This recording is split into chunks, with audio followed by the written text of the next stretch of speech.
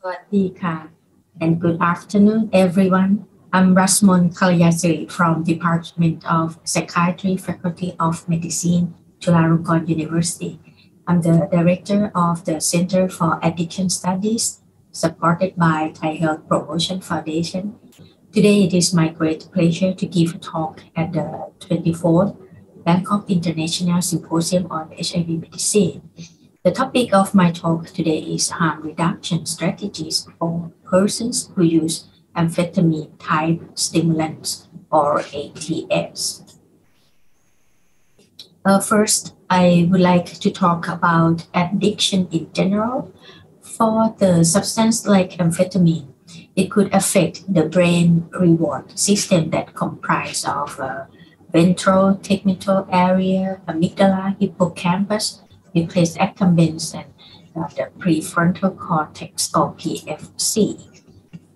At the VTA, dopamine, which is the main neurotransmitter for reward, is synthesized and is sent to various locations in the brain reward system.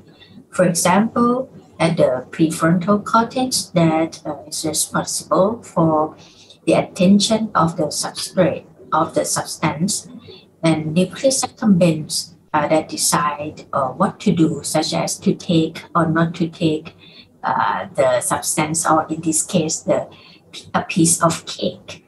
And the amygdala is the location for the memory about mood, for example, like pleasure. And hippocampus, which is responsible for memory about the environment at the time of a person who take drugs. Amphetamine affects this pathway that resulting to addiction. In natural reward, like a piece of cake or food, if something bad happened when we eat a piece of cake, it would obstruct us to take it more.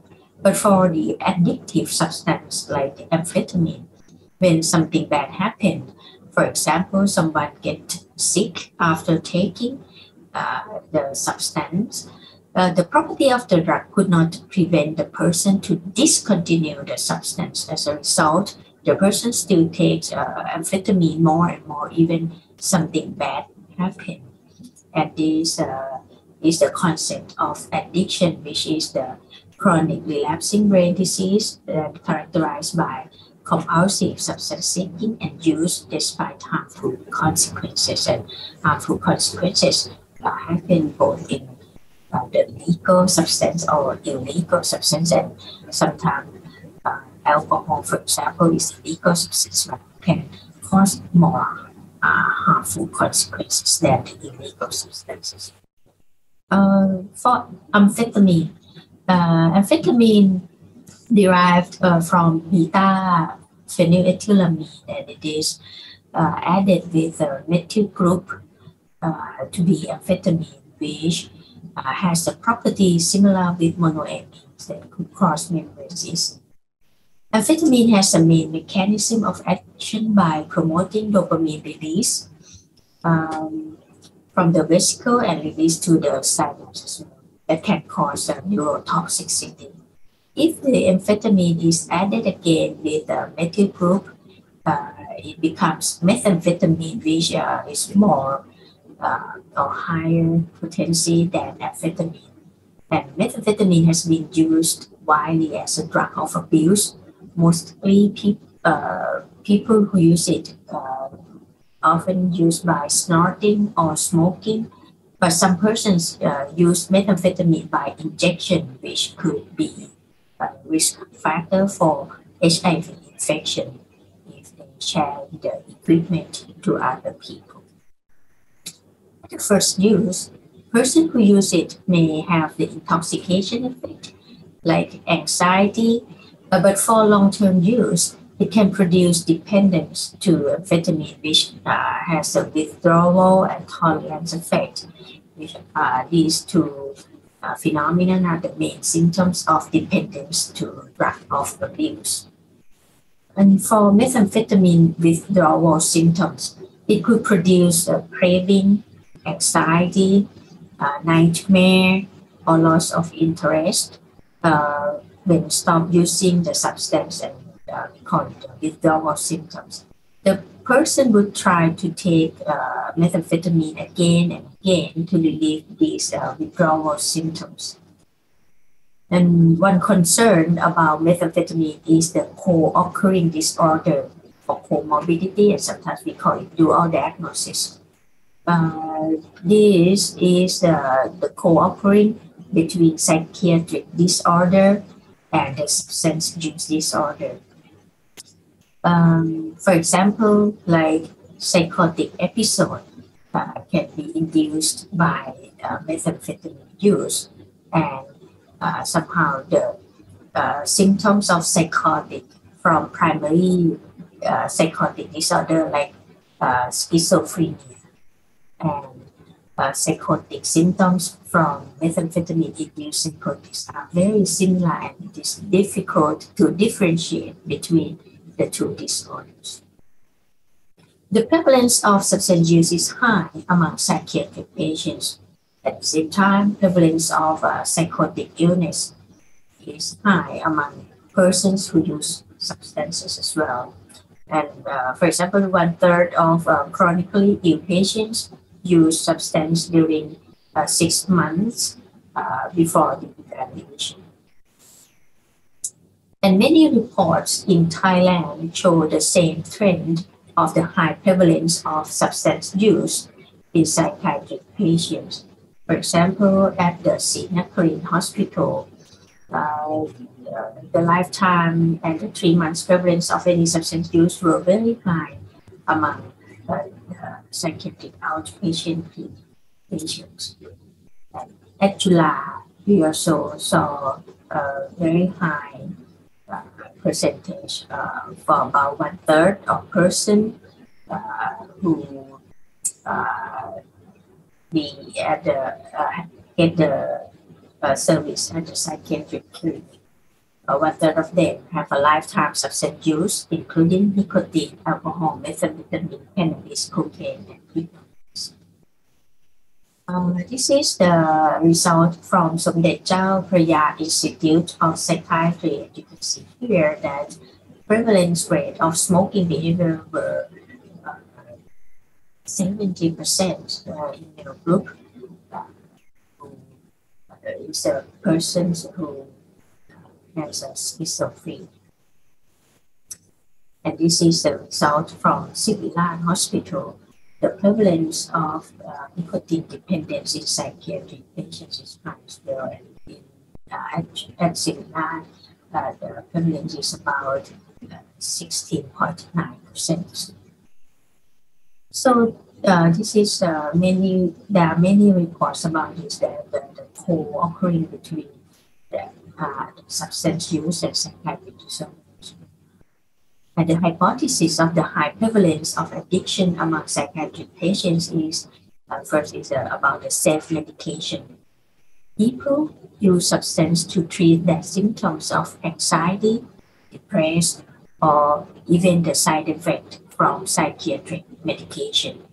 And the second hypothesis is the substance that had induced the psychiatric disorder, or is the cause, the substance is the cause of the psychiatric disorder, such as what we saw a lot about methamphetamine that can induce psychosis.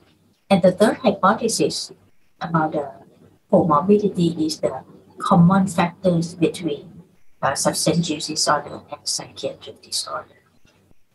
And previous studies found that methamphetamine use is associated with a higher risk of sleep problems, paranoia, depression, anxiety, irritability.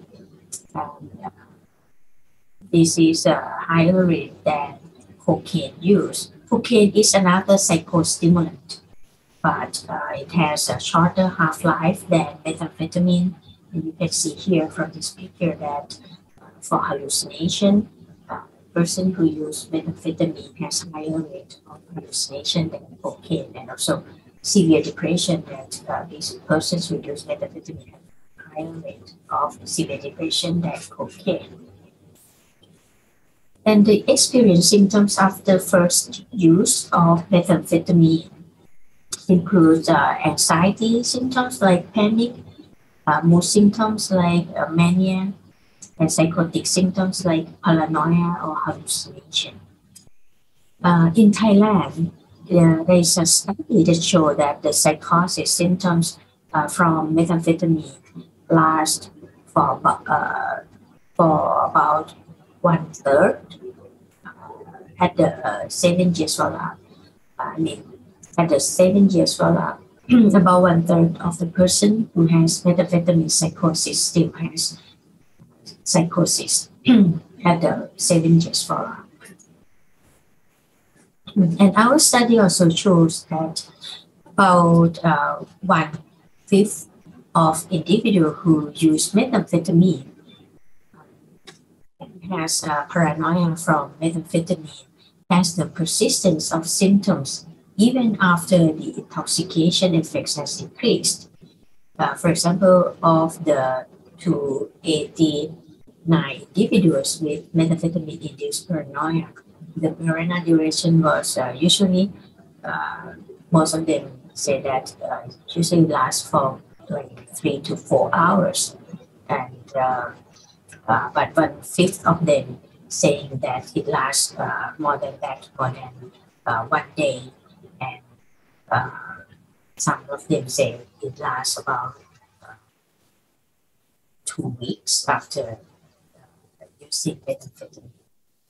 And here is the example of persons who had paranoia from methamphetamine use. For example, when the average age of onset from methamphetamine use was around age 17, the onset of paranoia was about at age 20. So the latency to paranoia onset is about 3 years after first use of methamphetamine. However, about 8% said that they had paranoia since the start of methamphetamine use, and another 8% said they had subsequent episode of paranoia without methamphetamine use, and 17% had paranoia beyond the intoxication effect. Then about 11% had only one single episode of paranoia in their lifetime. And we also found that paranoia occurred more rapidly over the course of methamphetamine use. This is a latency to methamphetamine-induced paranoia within a binge. As you can see here that the latency to paranoia within a binge decreased over the course of methamphetamine use. In our study, we also studied the genetic risk of the psychostimulant. We studied the candidate gene called dopamine beta hydroxylase, which can turn dopamine into norepinephrine. And in our previous study, we found that the association between the T allele of the person who used cocaine. The person who has T allele has low activity of dopamine beta hydroxylase, and this person has a higher paranoia with administration of the cocaine.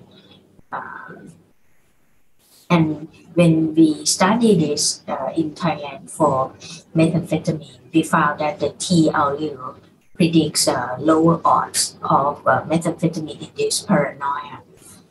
And it is also the T allele also associated with cigarette smoking and alcohol dependence.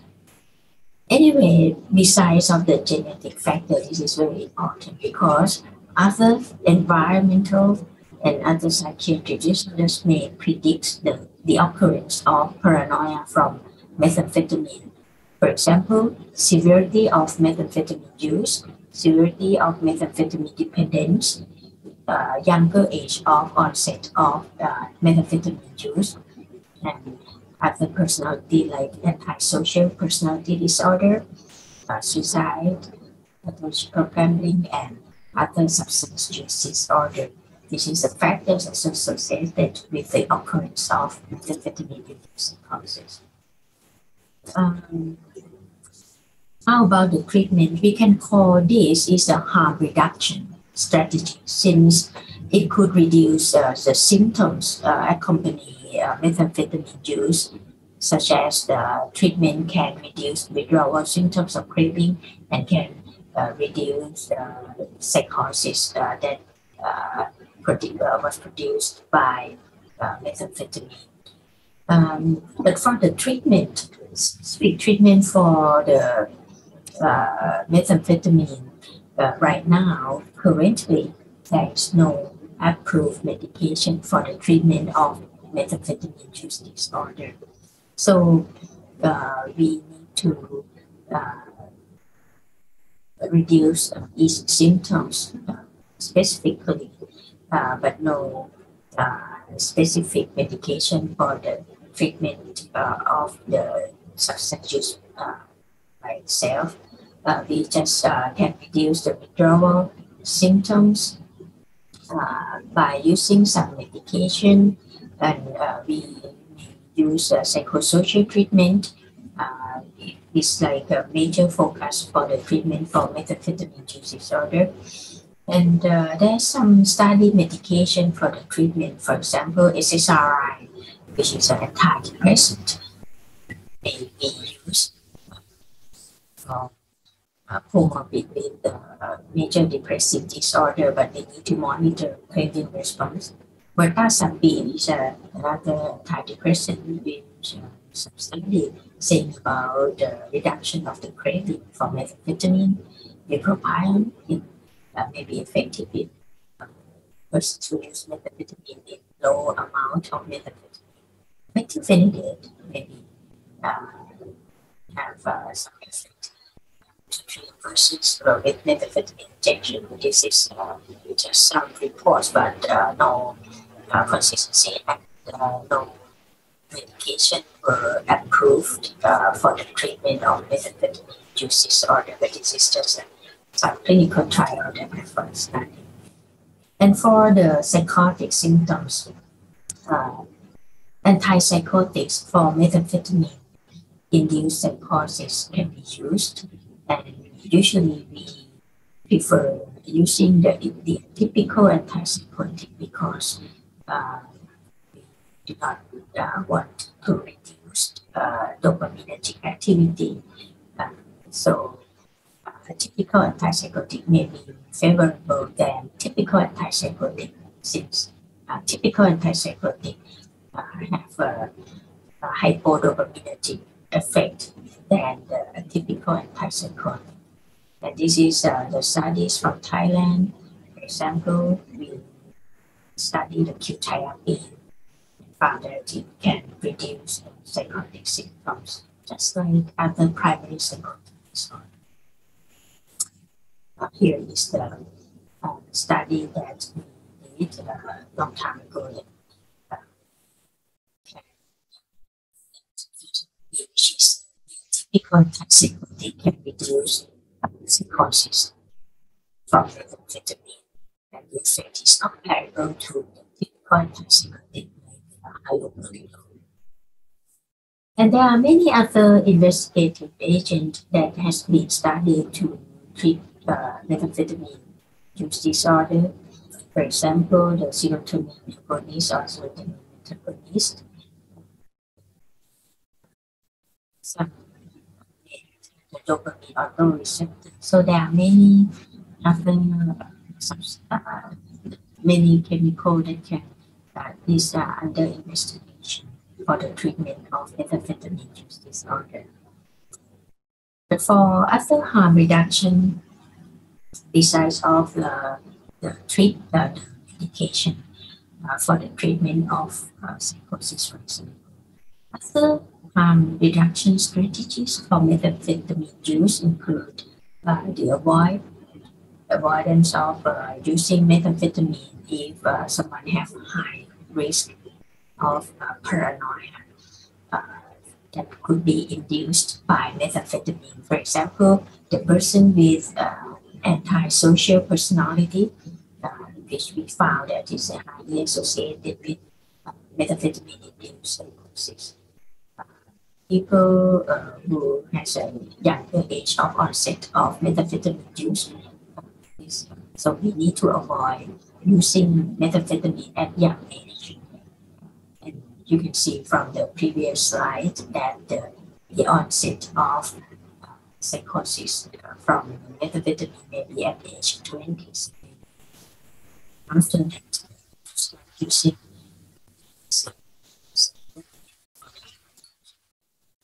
people who have suicidal risk, have suicidal ideation, usually have a suicidal attempt, need to be very careful when using methamphetamine.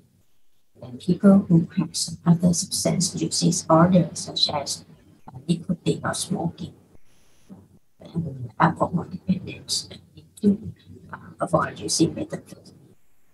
And if someone need to use methamphetamine, need to avoid high dosage of methamphetamine since it has a dose relationship between paranoia and high dosage of, and avoid frequent methamphetamine uses. We need to use, if someone need to use methamphetamine, use it just not too frequent. And of course, avoid injection because injection is a risk factor for other infection like HIV. And if need to use by injection route, need to use clean sterile equipment, and need to someone use methamphetamine injection for the chemical sex, so need to have the safer chemical sex, use condom for example, and to have other measure for to prevent HIV. And another thing is about being knowledgeable about the product, because we do not know something may be added inside of the substance that someone is using. So we need to this substance. So in conclusions, methamphetamine is a highly addictive substance, and methamphetamine has a high comorbidity with psychiatric disorders, including the psychotic disorders. And harm reduction from methamphetamine use include both biological and non-biological. The biological is the medication to treat the psychiatric symptoms, and to for the non-biological harm reduction is to avoid risk factors that can induce methamphetamine-induced psychosis. So I would like to thank all my collaborators, and that includes all my presentation. Thank you very much.